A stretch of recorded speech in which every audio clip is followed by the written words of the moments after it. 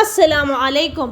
അന്ന് ഷാഹി ജോലിയിൽ കയറുന്ന ദിവസമായതുകൊണ്ട് ഉച്ചവരെ അവൻ വീട്ടിൽ തന്നെ കാണുമെന്ന് റിനുവിന് അറിയാമായിരുന്നു. അതുകൊണ്ട് അവൻ പോയിട്ട് താഴേക്ക് വന്നാൽ മതിയെന്ന് ജിനുവിനോട് പറയാൻ അവൾ മറന്നില്ല. റീനു വന്ന് കയറിയപ്പോൾ ജിനുവിന് അവളോടൊരു ഇഷ്ടക്കുറവ് തോന്നിയിരുന്നെങ്കിലും പിന്നെ അവളോട് അടുത്തു തുടങ്ങിയപ്പോൾ ആ സൗഹൃദം അവൾ വല്ലാതെ കൊതിച്ചുപോയി. ഇനി ഷാനുക്ക എണീറ്റ് നടന്നിട്ട് രണ്ടാളും എൻ്റെ വീട്ടിലേക്ക് വരണം കേട്ടോ. എത്രയും പെട്ടെന്ന് എണീറ്റ് നടക്കാൻ ഞാൻ പഠിച്ചവനോട് പ്രാർത്ഥിക്കുന്നുണ്ട്. അവൾ പോവാൻ നേരം ഉമ്മ കേൾക്കാതെ ഒരു ആശ്വാസവാക്ക് പോലെ റിനു ജിനുവിനെ ചേർത്ത് പിടിച്ചുകൊണ്ട് പറഞ്ഞു. എല്ലാത്തിനും സന്തോഷത്തോടെ ജിനു തലകുലിച്ച്. അവർ പോയെന്ന് കണ്ടതും ജിനു വേഗം ഷാനുവിൻ്റെ റൂമിലേക്ക് പോയി. ഉമ്മയും റിനുവും പോവാൻ വേണ്ടി കാത്തു നിന്നതായിരുന്നു ഷാഹി ജിനുവിനെ ഒന്ന് തനിച്ച് കിട്ടാൻ. പക്ഷേ അവർ പോവാൻ നേരമല്ലാതെ മുകളിലേക്ക് കയറി പോകുന്ന ജിനുവിനെ കണ്ട് ഷാഹി ദേഷ്യത്തോടെ മുഷ്ടി ചുരുട്ടി ഭിത്തിയിലേക്ക് ആഞ്ഞടിച്ചു. എങ്ങനെയൊക്കെ ശ്രമിച്ചിട്ടും ഇവളെ ഞാൻ വിചാരിച്ച പോലെ കിട്ടുന്നില്ലല്ലോ. ആ ഷാൻ എണീറ്റ് നടക്കും മുമ്പേ ഒരു ദിവസം എനിക്ക് അവളെ വേണം. കാരണം ഞാൻ അന്ന് പെണ്ണ് കാണാൻ പോയ ദിവസം തന്നെ ഞാൻ അവളെ മോഹിച്ചു പോയതാ. ആ മോഹം വളർന്നു വലുതാകുകയല്ലാതെ എന്നിൽ നിന്നും എനിക്കത് നുള്ളിക്കളയാൻ സാധ്യമല്ല. അല്പം വെയിറ്റ് ചെയ്താലും അവളെ അറിയാനുള്ള അവസരം എനിക്ക് കിട്ടാതിരിക്കില്ല തന്നെയാണ് എൻ്റെ വിശ്വാസം. അവർ പോയോ ജിനോ? പോയി. റിനു പോയപ്പോൾ എന്തോ വല്ലാത്തൊരു മിസ്സിങ്. അവൾ വന്ന് കയറിയപ്പോൾ മുഖം വീർപ്പിച്ച് വെച്ച ആളാണോ ഇപ്പോൾ ഇങ്ങനെ പറയുന്നത്? ഷാനു പുറത്ത് ആർത്തിരിമ്പം പെയ്യുന്ന മഴയെ നോക്കി ജനൽ വഴി പുറത്തേക്ക് നോക്കി കിടക്കുകയാണ് ഷാനു. അപ്പോഴാണ് ഡോറിന് മുമ്പിൽ നിന്നും ഷാഹിയുടെ വിളി കേട്ടത്. ഇന്നാണ് എനിക്ക് ജോലിയിൽ ജോയിൻ ചെയ്യേണ്ടതെന്ന് പോകും മുമ്പേ നിന്നോട് പറഞ്ഞിട്ട് പോവാമെന്ന് കരുതി. പോവാനുള്ള സമയമായോ? ഷാനു ക്ലോക്കിലേക്ക് നോക്കിക്കൊണ്ട് ചോദിച്ചു. ആദ്യത്തെ ദിവസമല്ലേ, കുറച്ച് നേരത്തെ ഇറങ്ങാമെന്ന് കരുതി. സ്കിൻ ഫിറ്റ് പാൻറ്റും ബ്ലാക്ക് കളർ ഷർട്ടുമായിരുന്നു അവൻ്റെ വേഷം. കഴിഞ്ഞ പെരുന്നാളിന് ഷാനു വാങ്ങിച്ചു കൊടുത്ത ഡ്രസ്സാണ്. കൂടുതൽ തവണ ഇടാത്തത് കൊണ്ട് പുത്തൻ ഡ്രസ്സ് പോലെ തോന്നുന്നുണ്ട്. അവൻ്റെ ഡ്രസ്സിങ് കണ്ട് ഷാനുവിന് വല്ലാതൊരു ആത്മസംതൃപ്തി തോന്നി. ആദ്യമായി പോകുമ്പോൾ മാന്യമായ വേഷത്തിൽ തന്നെയാണല്ലോ പോകുന്നത് എന്നോർത്ത് ഷാനു അവനെ നോക്കി മനോഹരമായി ഒന്ന് പുഞ്ചിരിച്ചു. നീ ഭക്ഷണം കഴിച്ചോടാ? കഴിച്ചു. എന്നാൽ പോയി വരൂ. ജോലിയിൽ കയറുന്ന ദിവസമല്ലേ. തുടക്കത്തിൽ നിനക്ക് ചിലപ്പോൾ പ്രയാസങ്ങളൊക്കെ തോന്നിയെന്ന് വരും. അതൊന്നും ജോലിയെ വെറുക്കാൻ കാരണമാവരുത്. ഓരോ ജോലിക്കും അതിൻ്റേതായ ബുദ്ധിമുട്ടുകളും പ്രയാസങ്ങളൊക്കെ കാണൂടാ. അതൊക്കെ തരണം ചെയ്ത് വേണം മുന്നോട്ട് പോവാൻ. ഇല്ല ഷാനു, എന്ത് പ്രയാസങ്ങൾ നേരിടേണ്ടി വന്നാലും ഞാൻ ഈ ജോലിയിൽ പിടിച്ചു നിൽക്കും. ഗുഡ്. ഈ ഒരു ചിന്ത നിനക്ക് എപ്പോഴും ഉണ്ടാവണം. All the best. Thank you Shanu. എന്നാൽ ഞാൻ പോയി വരാം. പുറത്ത് നല്ല മഴയാണ്. റെയിൻകോട്ടില്ലേ നിൻ്റെ കയ്യിൽ? ഉണ്ട്. ഞാൻ പോട്ടെ ജിനു. അവരെ സംസാരം ശ്രദ്ധിച്ചു കൊണ്ട് നിൽക്കുന്ന ജിനുവിനെ നോക്കി അവൻ അങ്ങനെ പറഞ്ഞെങ്കിലും അവൾ മൈൻഡ് ചെയ്തില്ല. അത് അവന് മനസ്സിലാവുകയും ചെയ്തു. ഷാനു കാണാതെ അവളെ നോക്കി സൈറ്റ് അടിച്ചുകൊണ്ട് അവൻ റൂമിൽ നിന്ന് പുറത്തേക്കിറങ്ങി. അത് കണ്ട ജിനുവിനെ അവനെ കൊല്ലാനുള്ള ദേഷ്യം വന്നെങ്കിലും ഷാനു അരികളുള്ളത് കൊണ്ട് അവൾ ആ ദേഷ്യത്തെ നിയന്ത്രിച്ചു. ചെക്കൻ ആ വേഷത്തിൽ നല്ല സുന്ദരനായിട്ടുണ്ടല്ലേ ജിനു? എനിക്ക് വലിയ സുന്ദരനായിട്ടൊന്നും തോന്നിയില്ല. മാത്രമല്ല എത്ര ഒതുങ്ങിയാലും എൻ്റെ ഷാനുക്കോളൊന്നും വരൂല അവനെ. അവൾ പുച്ഛത്തോടെ പറഞ്ഞു. ഒന്ന് പോടി, ഇങ്ങനെ കുശുമ്പ് പറയാതെടി പെണ്ണേ. ഞാൻ കുശുമ്പ് പറഞ്ഞതല്ല, സത്യം പറഞ്ഞതാ. പേരിനൽപ്പം മീശുണ്ട്, താടിയാണെങ്കിൽ ഒട്ടുമില്ല. പിന്നെ ആകെ ഇച്ചിരി ഉള്ളത് കളറാണ്. ഈ കളറിലൊന്നും ഒരു കാര്യമില്ല ഷാനുക്ക. ഷാനു അവനെ പൊക്കി പറഞ്ഞത് അവൾക്ക് ഒട്ടും പിടിച്ചില്ല എന്ന് തോന്നുന്നു. അതാണ് ഈ കുശുമ്പ് സംസാരം. മോനെ ഷാനു. ഡോറിന് മുമ്പിൽ നിന്നുള്ള വിളി കേട്ട് ജിനുവും അവനും ഒരുപോലെ തിരിഞ്ഞു നോക്കി. മാമനോ? ഞാൻ ഇന്നൂടെ ഓർത്തുള്ളൂ. വരാൻ ഒരു ഒഴിവ് വേണ്ട മോനെ. ഞങ്ങൾ ഇവിടുന്ന് പോകുമ്പോഴേ മോൾക്ക് പനി പിടിച്ചു. പിന്നെ ഇന്നലെ ഓളെക്കൊണ്ട് ഹോസ്പിറ്റലിൽ പോയിരുന്നു. എന്നിട്ടിപ്പോൾ കുറവുണ്ടോ? ഇന്നലെ പോയി ഡ്രിപ്പ് ഇട്ടു. അതിനുശേഷം കുറവുണ്ട്. നിൻ്റെ ബൈക്ക് ശരിയാക്കി വെച്ചിട്ടുണ്ട്. അവർ ഇന്നലെ വിളിച്ചിരുന്നിട്ടോ, ബൈക്ക് ശരിയാക്കി വെച്ചിട്ടുണ്ട് എന്ന് പറഞ്ഞിട്ട്. ഇന്നലെ പിന്നെ ഹോസ്പിറ്റലായതുകൊണ്ട് എനിക്ക് പോവാൻ കഴിഞ്ഞില്ല. മാമനെ എന്നെ വിളിച്ചാൽ പോരായിരുന്നോ? ഞാൻ ആദ്യം പറഞ്ഞു വിടല്ലോ. വെറുതെ എന്തിനാ അവനെ ബുദ്ധിമുട്ടിക്കുന്നത്? എന്തായാലും എനിക്ക് നിന്നെ കാണാൻ വരണം. അപ്പോൾ അതുകൊണ്ട് വരാമെന്ന് കരുതി. ഇനി എന്തെങ്കിലും ആവശ്യത്തിന് അവൻക്ക് പുറത്ത് പോകണമെങ്കിൽ ബൈക്ക് കൊണ്ടുപോവാലോ. ഇവിടെ ആരെയും കാണുന്നില്ലല്ലോ. എവിടെ പോയി എല്ലാവരും? പിന്നെ ഷാഹിക്ക് ജോലി കിട്ടിയ കാര്യവും ഉമ്മ റിനുവിനെ കൊണ്ടുവിടാൻ പോയ കാര്യവുമെല്ലാം ജിനു മാമനെ പറഞ്ഞു കേൾപ്പിച്ചു. ആദ്യം എവിടെ കണ്ടില്ലല്ലോ. അവൻ റൂമിൽ കാണും. അന്ന് ഒത്തിരി സമയം ഷാനുമായി സംസാരിച്ച് ഊണ് കഴിച്ച ശേഷമാണ് മാമ വീട്ടിലേക്ക് പോയത്. അന്ന് ഷാനുവിനെ കണ്ടു മടങ്ങുമ്പോൾ മാമൻ്റെ മനസ്സ് വല്ലാത്ത സന്തോഷത്തിലായിരുന്നു. ആക്സിഡൻറ്റ് പറ്റിയ ദിവസം ഡോക്ടർ പറഞ്ഞത് 6 മാസം കഴിയണം അവൻ എണീറ്റ് നടക്കാൻ എന്നാണ്. ചിലപ്പോൾ 6 മാസം കഴിഞ്ഞെന്ന് വരും. അന്നു മുതൽ ഇന്ന് വരെ അവനെ ഓർത്ത് കണ്ണീർ വാർക്കാത്ത ദിവസങ്ങളില്ല. എന്നും പഠിച്ചവന് പറയുന്നത് എത്രയും വേഗം എൻ്റെ മോനെ എണീറ്റ് നടത്തിക്കണം എന്നായിരുന്നു. ഇന്ന് അവന് 2 കാലുകളും മുൻപത്തേക്കാൾ കൂടുതൽ ചലിപ്പിക്കാൻ പറ്റുന്നുണ്ട് എന്നറിഞ്ഞപ്പോൾ എൻ്റെ ജീവിതത്തിൽ ഞാൻ ഇത്രയേറെ സന്തോഷിച്ച ദിവസങ്ങൾ ഇല്ലെന്ന് വരെ ചിന്തിച്ചു പോയി. പ്രത്യേകിച്ച് മാറ്റങ്ങളൊന്നുമില്ലാതെ ദിവസങ്ങളും ആഴ്ചകളും കടന്നുപോയി. മാറ്റങ്ങൾ ഇല്ലെന്ന് പറയാൻ പറ്റിയില്ല. ഷാനുവിൻ്റെ ആരോഗ്യസ്ഥിതിയിൽ നല്ല പുരോഗമനമുണ്ട്. പഴയതിനേക്കാൾ കാലുകൾ ചലിപ്പിക്കാൻ പറ്റുന്നുണ്ട്. കൈയിൻ്റെ കാര്യത്തിൽ മാത്രമാണ് ഇപ്പോൾ കുറച്ച് ടെൻഷൻ. വിരലുകൾ പതിയെ ചലിപ്പിക്കാൻ പറ്റുന്നുണ്ടെങ്കിലും ഒരു മരവിപ്പ് പോലെയാണ് കൈ. കാലുകൾക്ക് മാറ്റം വന്നതുപോലെ കൈകൾക്ക് മാറ്റം വരുമെന്നുള്ള പ്രതീക്ഷയിലാണ് അവൻ. ആക്സിഡൻറ്റ് കഴിഞ്ഞിട്ട് ഇന്നേക്ക് 4.5 മാസമായി. 6 മാസം അല്ലെങ്കിൽ അതിൽ കൂടുതൽ അങ്ങനെയായിരുന്നല്ലോ ഡോക്ടർ അവൻ്റെ കാര്യത്തിൽ വിധി എഴുതിയത്. പക്ഷെ 4.5 മാസം ആകുമ്പോഴേക്കും അവൻ്റെ കാലുകൾ ചലിപ്പിക്കാൻ പറ്റുന്നുണ്ടെങ്കിൽ അതവൻ്റെ വിജയമായിട്ടാണ് എല്ലാവരും കാണുന്നത്. മോനെ, ഓരോന്ന് ആലോചിച്ച് കിടക്കുമ്പോഴാണ് ഉമ്മ റൂമിലേക്ക് വന്നത്. ചുമ്മാ വന്നതല്ല, അവൻക്ക് ഇഷ്ടപ്പെട്ട പായസമായി വന്നതാണ്. പായസം അവൻക്ക് ഭയങ്കര ഇഷ്ടമാണെന്ന് ഉമ്മാക്കറിയാം. പക്ഷേ ഇതുവരെ അത് ഉണ്ടാക്കി തന്നിട്ടില്ലെന്ന് മാത്രം. പക്ഷെ ഇന്നെന്താ പായസമായി വന്നത്? അവൻ വാങ്ങിയ സ്ഥലത്തിൻ്റെ ഓണർ മക്കളെ വിവാഹം ക്ഷണിക്കുന്നതിൻ്റെ കൂടെ ഉമ്മാനോട് ആ സ്ഥലം വാങ്ങിയത് ഷാനുവാണെന്ന് അറിയാതെ അയാൾ പറഞ്ഞുപോയി. അതിനുശേഷമാണ് ഇത്രയും നാളും ഇല്ലാത്ത സ്നേഹം ഉമ്മ അവനോട് കാണിക്കാൻ തുടങ്ങിയത്. ഒരു കാരണമില്ലാതെ ഉമ്മ അവനെ സ്നേഹിക്കില്ലെന്ന് അവന് നല്ലതുപോലെ അറിയാമായിരുന്നു. അതുകൊണ്ട് അന്ന് മുതൽ ഉമ്മ സ്നേഹിക്കുന്നതിൻ്റെ കാരണം അവൻ തേടാറുണ്ട്. മാമൻ വന്ന് പറഞ്ഞപ്പോഴാണ് ആ കാര്യം അവൻക്ക് ക്ലിയറായത്. 2 ദിവസങ്ങൾക്ക് ശേഷം ജിനു രാവിലെ ചായ ഇടുമ്പോഴാണ് പിന്നിൽ നിന്നും ആദിയുടെ വിളി കേട്ടത്. ആ വിളി ചായയ്ക്ക് വേണ്ടിയുള്ള വിളിയാണെന്ന് അവൾക്ക് അറിയാവുന്നത് കൊണ്ട് അവനുള്ള ചായ ഗ്ലാസ്സിലേക്ക് ഒഴിച്ച് അവന് നേരെ നീട്ടി. നീ വരുമ്പോൾ ഷാനുക്ക് എണീറ്റിട്ടുണ്ടോ ആദി? ഇല്ല, സാറ് നല്ല ഉറക്കത്തിലാണ്. ഇനിയിപ്പോൾ എണീറ്റോ എന്ന് എനിക്കറിയില്ല. ഞാൻ കുറച്ച് സമയമായി താഴേക്ക് വന്നിട്ട്. എന്നിട്ട് നീ എവിടെയായിരുന്നു? ഞാൻ പത്രം വായിക്കായിരുന്നു.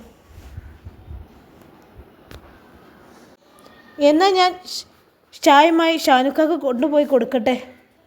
ഞാനും കുടിച്ചിട്ട് വരാം. സാറിന് ബ്രഷ് ചെയ്യേണ്ടി വരും. ചായ കുടിച്ച് ഗ്ലാസ് ടേബിളിന് വെച്ച് ആദ്യം മുകളിലേക്ക് കയറുമ്പോഴാണ് ഷാനുവിൻ്റെ റൂമിൽ നിന്നും എന്തോ വീണു പൊട്ടുന്ന ശബ്ദം കേട്ടത്. അതിൻ്റെ കൂടെ ഷാനുക്ക എന്നുള്ള ജിനുവിൻ്റെ ശബ്ദവും. ആ ശബ്ദത്തിൽ എന്തോ പന്തികേട് തോന്നിയ ആദി എങ്ങനെയോ സ്റ്റെപ്പുകൾ ഓടിക്കയറി റൂമിന് മുൻപിൽ എത്തിയപ്പോൾ അവിടുത്തെ കാഴ്ച കണ്ട് അവന് ശ്വാസമെടുക്കാൻ പോലും മറന്നു നിന്നുപോയി. എൻ്റെ ഗുരുവായൂരപ്പാ, ഞാൻ എന്തേ കാണുന്നത്? നെഞ്ചിൽ കൈവച്ചാണ് ആദി പറയുന്നത്. ഷാനു സ്വയം എണീറ്റിരുന്ന നെട്ടലായിരുന്നു ആദിക്കും ജിനുവിനും. അവളെ കയ്യിൽ നിന്ന് ഗ്ലാസ് വീണ് പൊട്ടിയിട്ടുണ്ട്. അതിൽ ചവിട്ടി കാല് മുറിഞ്ഞ് പോകണ്ട ആദി. അപ്പോഴും ഷാനു സ്വയം എണീറ്റിരുന്നു എന്ന് വിശ്വസിക്കാൻ പറ്റാത്ത നെട്ടലായിരുന്നു ജിനു. പൊട്ടിച്ചിതറിയ ഗ്ലാസ് കഷ്ണങ്ങൾ ചവിട്ടാതെ ആദി വേഗം ഷാനുവിൻ്റെ അരികിലേക്ക് നടന്നു. അവൻ്റെ കാലിൽ പതിയെ തലോടിക്കൊണ്ട് ചോദിച്ചു, എണീറ്റിരിക്കാൻ ഒത്തിരി പ്രയാസപ്പെടേണ്ടി വന്നോ? ഇല്ലടാ, ഞാൻ എൻ്റെ ഇടതുകൈ ബെഡിൽ കുത്തി പതിയെ ഒന്ന് തലപൊക്കാൻ നോക്കിയതാണ്. അപ്പോൾ എനിക്ക് ഒട്ടും പ്രയാസം തോന്നിയില്ല. പിന്നെ എനിക്ക് തോന്നി കൈക്ക് കുറച്ചുകൂടെ ശക്തി കൊടുത്താലേ എനിക്കൊരു പക്ഷേ സ്വയം എണീറ്റിരിക്കാൻ പറ്റുമെന്ന്. അങ്ങനെയൊന്ന് ശ്രമിച്ചു നോക്കിയതാണടാ. ആ ശ്രമം 100% വിജയിച്ചു. എൻ്റെ ഈ മാറ്റം വിശ്വസിക്കാൻ പറ്റുന്നില്ലല്ലേ ആദി? എനിക്ക് ഇനി വല്ല സ്വപ്നവുമാണോടാ? അല്ല സാർ, ഇത് സ്വപ്നമല്ല. ഈശ്വരൻ സാറിനെ കൈവിട്ടിട്ടുള്ള തെളിവാണിത്. ദൈവം നമ്മുടെ പ്രാർത്ഥനയ്ക്ക് ഉത്തരം തന്നു. 6 മാസം അല്ലെങ്കിൽ അതിൽ കൂടുതൽ ദിവസം വേണ്ടിവരുമെന്നല്ലായിരുന്നോ ഡോക്ടർ പറഞ്ഞത്? സ്വയം എണീറ്റിരിക്കാൻ സാറിനിപ്പോൾ കഴിഞ്ഞെങ്കിൽ പതിയെ നടക്കാനും സാധിക്കും. ദൈവം അതിനുള്ള ആരോഗ്യം എൻ്റെ സാറിനെ പെട്ടെന്ന് തന്നെ തരട്ടെ. അപ്പോഴും ഷാനുവിനെ നോക്കി അന്തം വിട്ട് നിൽക്കുകയാണ് ജിനു. നല്ല ആളാ. സാറിന് കൊണ്ടുവന്ന ചായയും കളഞ്ഞ് നിൽക്കുന്ന നിൽപ്പ് കണ്ടില്ലേ? അവളെ തലക്കൊരു കൊട്ടു കൊടുത്തുകൊണ്ട് ആദി പറഞ്ഞു. ഇവളെ നിൽപ്പ് കണ്ടിട്ട് ഞാനെന്തോ അപരാധം ചെയ്ത പോലെ ഉണ്ടല്ലോ ആദി. എനിക്കറിയാൻ പാടില്ലാഞ്ഞത് ചോദിച്ചതാ. എന്തിനാ ഒച്ച വിട്ടത്? അത് പെട്ടെന്ന് ഷാനുക്ക് എണീറ്റിരുന്നപ്പോൾ അത്ഭുതവും സങ്കടവും സന്തോഷവും കാരണം അറിയാതെ ഞാൻ ഒച്ച വെച്ച് പോയതാ. സന്തോഷം കൊണ്ടാണെന്ന് അറിയില്ല. അപ്പോൾ ഞാൻ എൻ്റെ കയ്യിലുള്ള ചായ പോലും മറന്നുപോയി. ഓ, നിന്റെ ശബ്ദം കേട്ട് ഞാൻ എങ്ങനെ അവിടെ ഓടെ എത്തിയതെന്ന് എനിക്കറിയില്ല. രാവിലെ തന്നെ എങ്ങനെ മനുഷ്യനെ പേടിപ്പിച്ചാലുണ്ടല്ലോ, ഒരു ഇടി ഞാൻ തരും. അവളെ ഇടിക്കാൻ എന്നോണം ആദ്യം അവൾക്ക് നേരെ കൈനീട്ടിയതും അവൾ വേഗം പിന്നോട്ട് നീങ്ങി. ആ, വേഗം എനിക്കുള്ള വേറെ ചായ കൊണ്ടുവരെ. പിന്നെ ഉമ്മാനോട് എണീറ്റിരുന്ന കാര്യമൊന്നും പറയണ്ട. ഇല്ല, ഞാനിപ്പോൾ കൊണ്ടുവരാം. ഗ്ലാസിൻ്റെ കഷ്ണമുണ്ട്, കാല് മുറിയാതെ നോക്ക്. പാവം, അവളെ സാറ് സ്വയം എണീറ്റിരുന്ന ഷോക്കിലാണ്. അവൾ ഒരിക്കലും പ്രതീക്ഷിച്ചില്ല എൻ്റെ ഈ മാറ്റം. കാരണം എനിക്ക് ആക്സിഡൻറ്റ് പറ്റിയത് മുതൽ ഓരോരുത്തരും അവളെ ഓരോന്ന് പറഞ്ഞ് പീഡിപ്പിച്ചതല്ലേ. ഇനി ഒരിക്കലും ഞാൻ എണീറ്റ് നടക്കില്ലെന്ന് എന്നോട് അവൾ തുറന്നു പറഞ്ഞില്ലെങ്കിൽ അവൾ മനസ്സിലുണ്ടാവും ഇനി ഞാൻ ഒരിക്കലും എണീറ്റ് നടക്കില്ല എന്നൊരു ഭയം. അതാണ് പെട്ടെന്ന് ഞാൻ എണീറ്റിരുന്നപ്പോൾ അവൾ ഷോക്കായി പോയത്. അവൾക്ക് മാത്രമല്ലടാ, ഞാൻ എപ്പോഴും ആ ഷോക്കിൽ നിന്ന് വിട്ടുമാറിയിട്ടില്ല. ചുമ്മാ ഒന്ന് ശ്രമിച്ചു നോക്കിയതാണ്. പക്ഷെ അത് ഇത്രത്തോളം വിജയിക്കുമെന്ന് ഞാൻ സ്വപ്നത്തിൽ പോലും കരുതിയില്ല. ഞാൻ സാറിനോട് എപ്പോഴും പറയാറില്ലേ, ഡോക്ടർ പറഞ്ഞതിനേക്കാൾ മുമ്പ് തന്നെ സാറ് എണീറ്റ് നടക്കുമെന്ന്. അവളും നെയ്യും എൻ്റെ കട്ടക്ക് കൂടെ ഉള്ളത് കൊണ്ടാണ് ഇത്രയും പെട്ടെന്ന് എന്നിൽ വന്ന ഈ മാറ്റത്തിന് കാരണം. നമ്മളെ സ്നേഹിക്കാനേ ആരെങ്കിലുമൊക്കെ ഉണ്ടെന്ന് തോന്നുമ്പോഴല്ലേ നമുക്ക് ജീവിക്കാൻ ആവശ്യം കാണാം. ഇന്ന് എൻ്റെ ഇടവും വലവുമായി നിങ്ങൾ രണ്ടാളും എന്തിനും ഏതിനും എനിക്കൊപ്പല്ലേ. അതല്ലേ ഏറ്റവും വലിയ ശക്തി. ഷാന് പറയുന്നത് കേട്ടുകൊണ്ടാണ് ജിനു ചായയുമായി റൂമിലേക്ക് വന്നത്. ആ വാക്കുകൾ കേട്ട അവളിൽ വല്ലാത്തൊരു സന്തോഷമായിരുന്നു. ചായ ഷാനുവിൻ്റെ കയ്യിൽ കൊടുത്ത് പൊട്ടിയ ഗ്ലാസ് എല്ലാം എടുത്തു മാറ്റി അവൾ റൂമെല്ലാം തുടച്ച് ക്ലീൻ ചെയ്തു. ഇനിയിപ്പോൾ ഇതിനെക്കാട്ടി വലിയ മാറ്റം സംഭവിച്ചാൽ ഒരാളിവിടെ ബോധം കെട്ട് വീഴാതെ എന്നാൽ മതി. അവളെ കളിയാക്കിക്കൊണ്ട് ആദി പറഞ്ഞപ്പോൾ അവൾ ആദിയുടെ മുതുകിൽ ഒരടിയായിരുന്നു. ഞാൻ നിന്നോട് പറഞ്ഞില്ല ആദി, കുറച്ച് ദിവസമായിട്ട് എനിക്ക് കാലുകൾ മുൻപത്തേക്കാൾ ചലിപ്പിക്കാൻ പറ്റുന്നുണ്ടെന്ന്. ഞാൻ എണീറ്റ് നടക്കും എന്ന ആത്മവിശ്വാസം എന്നിൽ ഉടലെടുക്കാൻ തുടങ്ങി. അതിനു മുമ്പ് വെറും പ്രദേശം മാത്രമല്ലേ ഉണ്ടായിരുന്നുള്ളൂ. അടുത്ത ആഴ്ചയല്ലേ നമുക്ക് ഹോസ്പിറ്റലിൽ പോവേണ്ടത്. അതിനു മുമ്പുള്ള ഈ മാറ്റം അത് നല്ലൊരു തുടക്കം തന്നെയാണ്. ചിലപ്പോൾ ഡോക്ടർ പോലും അത്ഭുതപ്പെട്ടു വരും. ഫിസിയോതെറാപ്പി തുടങ്ങിക്കഴിഞ്ഞാൽ പിന്നെ സാറിന് ഈസി ആയിട്ട് നടക്കാൻ സാധിക്കും. സാറ് സ്വയം എണീറ്റിരുന്ന കാര്യം നമ്മൾ 3 പേരും അല്ലാതെ മറ്റാരും അറിയണ്ട കേട്ടോ. പ്രത്യേകിച്ച് ഉമ്മയും അനിയനും. അവർ ആഗ്രഹിക്കുന്നത് എന്നും ഈ കിടക്കുന്നത് കാണാനാണ്. മാമനെ വിളിച്ച് പറയണം. അന്ന് ഇവിടെ വന്നപ്പോൾ ഞാൻ മാമനോട് പറഞ്ഞിരുന്നു എൻ്റെ കാലുകൾ എനിക്കിപ്പോൾ നല്ലതുപോലെ ചലിപ്പിക്കാൻ പറ്റുന്നുണ്ടെന്ന്. അത് കേട്ടപ്പോൾ ഒത്തിരി സന്തോഷത്തിലായിരുന്നു മാമൻ. ഞാൻ സ്വയം എണീറ്റിരുന്നെന്ന് കേൾക്കുമ്പോൾ എന്നേക്കാൾ സന്തോഷമാവും മാമനെ. അപ്പോൾ തന്നെ വേഗം ഫോണെടുത്ത് മാമനെ വിളിച്ചു. ആ കോൾ കണ്ടപ്പോൾ തന്നെ എടുത്തു. എന്താ മോനെ, എന്തെങ്കിലും പ്രശ്നമുണ്ടോ? പിന്നെ അവൻ സ്വയം എണീറ്റിരുന്ന കാര്യം മാമനോട് പറഞ്ഞപ്പോൾ അല്പസമയത്തേക്ക് മറുവശത്ത് നിന്ന് ഒരു മറുപടിയുമില്ലായിരുന്നു. അപ്പോൾ തന്നെ ഊഹിച്ചു സന്തോഷം കൊണ്ട് വാക്കുകൾ കിട്ടാത്തതാണെന്ന്. പിന്നെയാണ് മാമൻ സംസാരിക്കാൻ തുടങ്ങിയത്. എനിക്ക് സന്തോഷമായി മോനെ. നമ്മളെ പ്രാർത്ഥന പഠിച്ചം കേട്ടു. ഇനി എൻ്റെ മോനെ വേഗം ഒന്ന് എണീറ്റ് നടന്നാൽ മതിയായിരുന്നു. ഞാൻ വൈകുന്നേരം സ്കൂളിൽ പോയി വന്നിട്ടേ വരാട്ടോ. ആയിക്കോട്ടെ മാമ, നിങ്ങൾ വരണമെന്നില്ല, ഞാൻ പറഞ്ഞേ ഉള്ളൂ.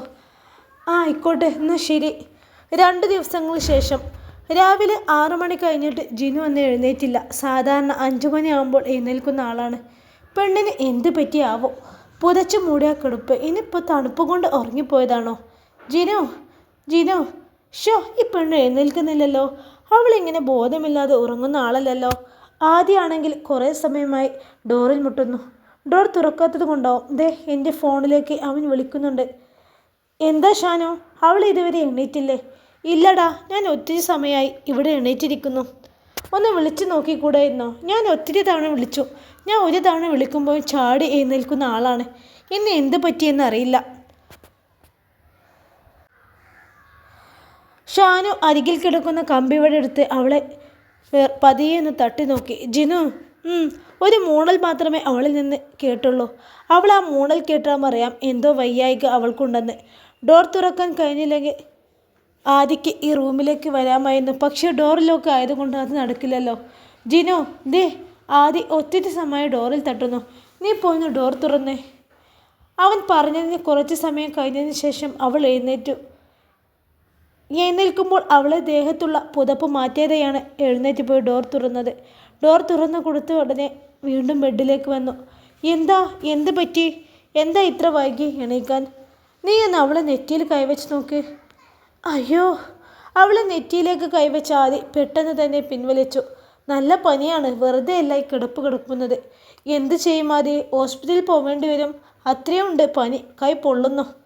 അതിനു മുമ്പ് ഞാൻ പോയി ഉമ്മ ചായ ഇട്ടോന്ന് നോക്കട്ടെ.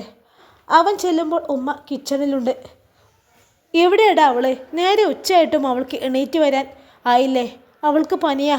ഉമ്മ ചായ ഇട്ടിട്ടുണ്ടെങ്കിൽ 2 ഗ്ലാസ് തരുമോ? ഞാൻ കൊണ്ടുപോയി കൊടുത്തോളാം. ഓ പിന്നെ, ഒരു ചായ ഇടാൻ പറ്റാത്ത പനിയാണ് അവൾക്ക്. അതൊക്കെ ഓൾ അഭിനയമാവും. ഇവിടെ ഞാനുണ്ടല്ലോ എല്ലാം ചെയ്യാൻ. അപ്പോൾ പിന്നെ പനിയാണെന്ന് പറഞ്ഞ് സുഖിച്ച് കിടക്കാലോ. ചുമ്മാ വെറുതെ അനാവശ്യം പറയരുത് കേട്ടോ. അവളല്ലേ ഇവിടുത്തെ ജോലിയെല്ലാം ചെയ്യാറ്. ഇന്ന് വയ്യാത്തത് കൊണ്ടല്ലേ? ഓ, അല്ലെങ്കിലും അവളെ പറഞ്ഞാൽ എനിക്ക് പിടിക്കൂലല്ലോ. നിങ്ങൾക്ക് ചായ തരാൻ പറ്റുമല്ലേ? ഇല്ലെങ്കിലേ ഞാൻ പോയി പറഞ്ഞോളാം അവനോട് ഇല്ലെന്ന്. ഓ, എന്നിട്ട് വേണം ഓൻ കോമലം തുള്ളാൻ. ഒന്ന് പോടാ അവിടുന്ന്.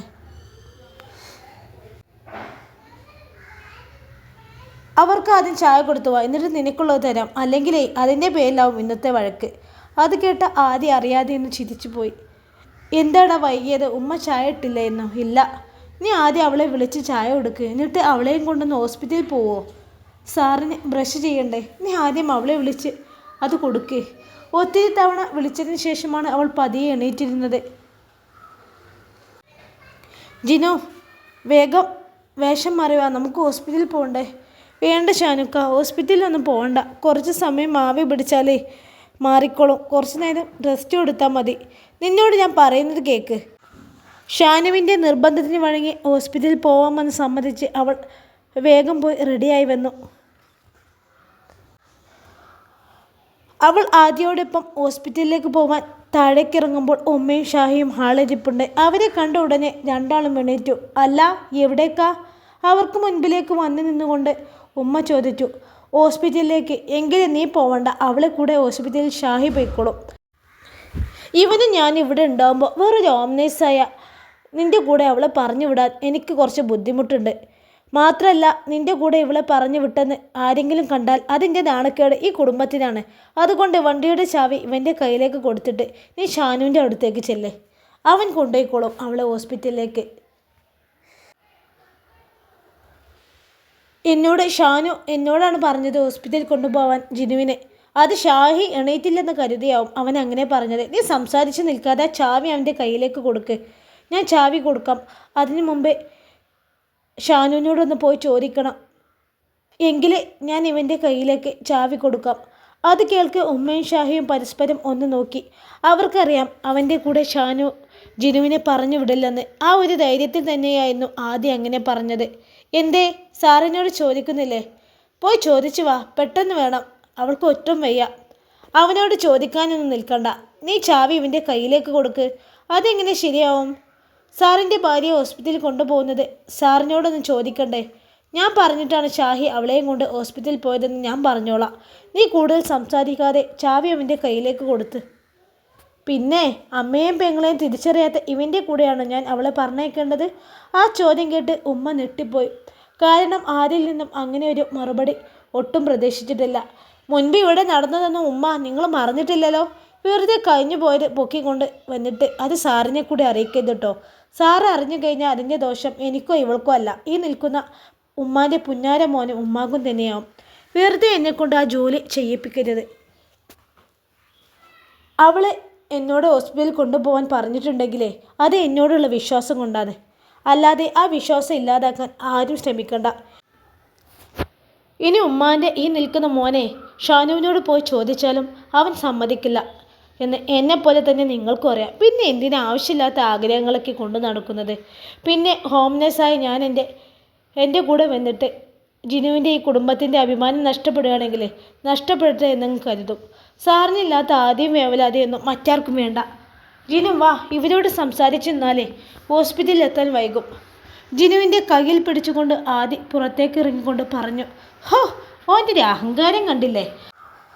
അവൻ പോകുന്നത് നോക്കി ഉമ്മ ദേഷ്യത്തോടെ പല്ല് കടിച്ചുകൊണ്ട് പറഞ്ഞു, ഇവൻ അഹങ്കരിക്കുന്നതിന് പറഞ്ഞിട്ട് കാര്യമില്ല ഉമ്മ. ഷാനു ഇവനെ തലയിൽ കയറ്റി നടപ്പില്ലേ? എന്നാ അറിയില്ല ഇവൻ അവൻ്റെ പെണ്ണുമ്പിളയും അടിച്ചുകൊണ്ട് പോകുന്നത്. പോവുകയാണെങ്കിൽ അങ്ങ് പോട്ടടാ, പിന്നെ ആ ശല്യം അങ്ങ് കഴിഞ്ഞു കിട്ടുമല്ലോ. പക്ഷേ ഇതങ്ങനെ വിട്ടാൽ പറ്റൂലമ്മ. നാളെ ഇതിനേക്കാൾ വലിയ ആവശ്യം വരുമ്പോൾ ആ ആദ്യം തന്നെയാവും ഷാനു മുൻപിൽ നിർത്തുക. അവിടെ നമ്മൾ ഒന്നുമില്ലാതായി പോവും. നീ എന്താ പറഞ്ഞു വരുന്നത്? ഉമ്മ പോയി ഷാനുവിനെ ഒന്ന് ഉപദേശിച്ച് നോക്ക്. വലിയ റോങ് ആയിട്ടൊന്നും വേണ്ട. നമ്മൾ കഴിഞ്ഞ ആദിക്ക് ഇവിടെ സ്ഥാനമുള്ള എന്ന ലെവൽ വേണം അവനോട് സംസാരിക്കാൻ. ഉമ്മാൻ്റെ സംസാരത്തിൽ ഇനിയുള്ള അവൻ്റെ നിലപാട് മാറണം. ഇല്ലെങ്കിൽ ഉമ്മ മാറ്റണം. എല്ലാം ഉമ്മാൻ്റെ മിടുക്ക് പോലെ ഇരിക്കും. ഞാൻ അവൻ്റെ അരികിലേക്ക് പോവാൻ നിന്നതാ. ആദ്യം എന്തെങ്കിലും വേണോ എന്നൊക്കെ ചോദിച്ച് സോപ്പിട്ടോ, അല്ലാതെ കാര്യം ആദ്യം തന്നെ പറയണ്ട. അതൊക്കെ എനിക്കറിയാമടാ. അവനോട് എങ്ങനെ മയത്തിൽ സംസാരിക്കണം എന്നൊക്കെ വർഷം കുറച്ചായില്ലേ ഞാൻ അവനെ കാണാൻ തുടങ്ങിയിട്ട്. എന്നാ ഉമ്മ ചെല്ലേ. ഇൻഷാ അല്ലാ ഈ കഥയുടെ ബാക്കി ഭാഗവുമായി നാളെ കാണാം. അസ്സലാമു അലൈക്കും.